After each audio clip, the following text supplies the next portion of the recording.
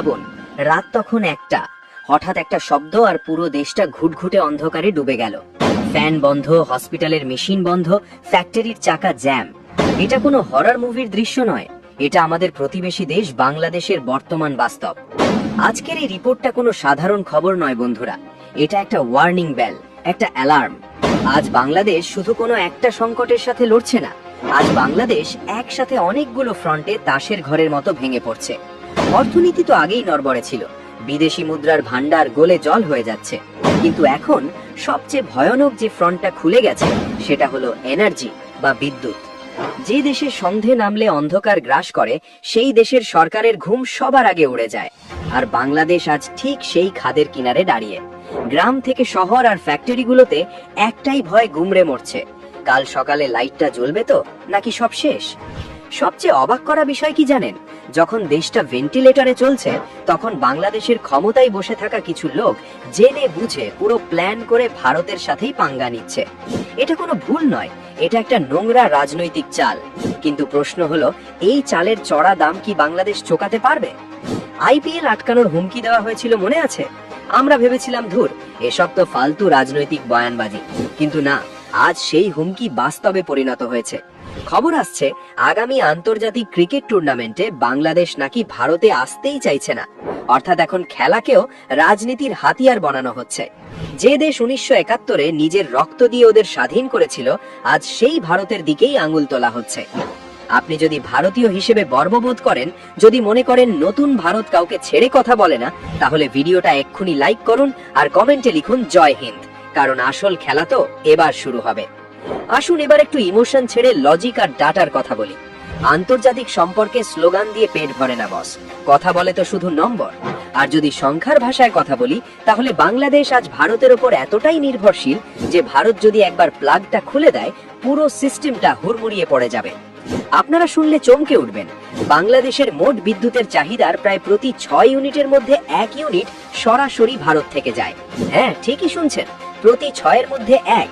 এটা কোনো সাধারণ পরিসংখ্যান নয়, এটা হলো লাইফ লাইন। এই সাপ্লাইয়ের ওপরই ওদের ফ্যাক্টরি চলে, আইসিইউ এর মেশিন চলে, আর সাধারণ মানুষের ঘরে আলো জ্বলে। আজ বাংলাদেশে গ্যাসের চরম অভাব, ওদের নিজেদের গ্যাসের ফিল্ডগুলো শুকিয়ে কাঠ হয়ে গেছে, কয়লা ভিত্তিক পাওয়ার প্ল্যান্টগুলো ধুঁকছে। এই পুরো পরিস্থিতিতে যদি কোনো একটা জিনিস ওদের বাঁচিয়ে রেখেছে, সেটা হলো ভারত থেকে যাওয়া বিদ্যুৎ। গত বছরের তুলনায় ভারত থেকে বিদ্যুৎ আমদানি প্রায় দ্বিগুণ হয়ে গেছে।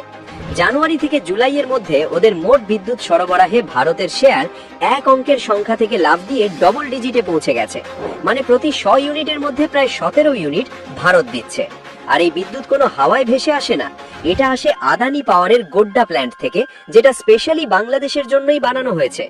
এবার ভাবুন, কাল যদি এই তারটা ছিঁড়ে যায়, লোডশেডিং দিয়ে শুরু হবে, তারপর ইন্ডাস্ট্রি বন্ধ হবে, এক্সপোর্ট মার খাবে, আর শেষে রাস্তায় দাঙ্গা শুরু হবে। কিন্তু দাঁড়ান, বিদ্যুতের গল্প তো ট্রেলার মাত্র, আসল সিনেমা তো এখনো বাকি। পর্দার আড়ালে একটা অনেক বড় খেলা চলছে, যেটা ঢাকার অলিগলিতে এখন ভয়ের কারণ হয়ে দাঁড়িয়েছে। সেটা হলো জল। বিদ্যুৎ যদি বাংলাদেশের মেরুদণ্ড হয়, তবে জল হলো ওদের ধমনীতে বয়ে চলা রক্ত। আর এই জলের চাবিটা কার কাছে? ঠিক ধরেছেন, ভারতের কাছে। ইস্যুটা হলো গঙ্গা, আর সামনেই আসছে 2026 সাল। এই সালটা বাংলাদেশের ইতিহাসের সবচেয়ে ক্রিটিক্যাল বছর হতে চলেছে। কেন জানেন? 1996 সালে ভারত আর বাংলাদেশের মধ্যে যে গঙ্গা জল চুক্তি বা ট্রিটি হয়েছিল, তার মেয়াদ ছিল 30 বছর। সেই 30 বছর শেষ হচ্ছে 2026 সালে। আর ঠিক এই সময়ে বাংলাদেশ রাজনৈতিক আর অর্থনৈতিকভাবে সবচেয়ে দুর্বল জায়গায় দাঁড়িয়ে। দিল্লির সাউথ ব্লকের করিডোরে এখন একটা ফিসফিসানি শোনা যাচ্ছে। ভারত কি এত সহজে এই চুক্তি রিনিউ করবে? 1996 আর 2026-এর ভারত এক নয়। আজ ভারতের নিজের জনসংখ্যা বেড়েছে, বিহার, ঝাড়খণ্ড আর আমাদের পশ্চিমবঙ্গের চাষিদের জলের প্রয়োজন আকাশ ছোঁয়া। ভারতের ভেতরেই এখন প্রশ্ন উঠছে, আমরা কি নিজেদের নাগরিকদের গলা শুকিয়ে প্রতিবেশী দেশের আবদার মেটাবো, যারা কিনা আমাদেরই পিঠে ছুরি মারে?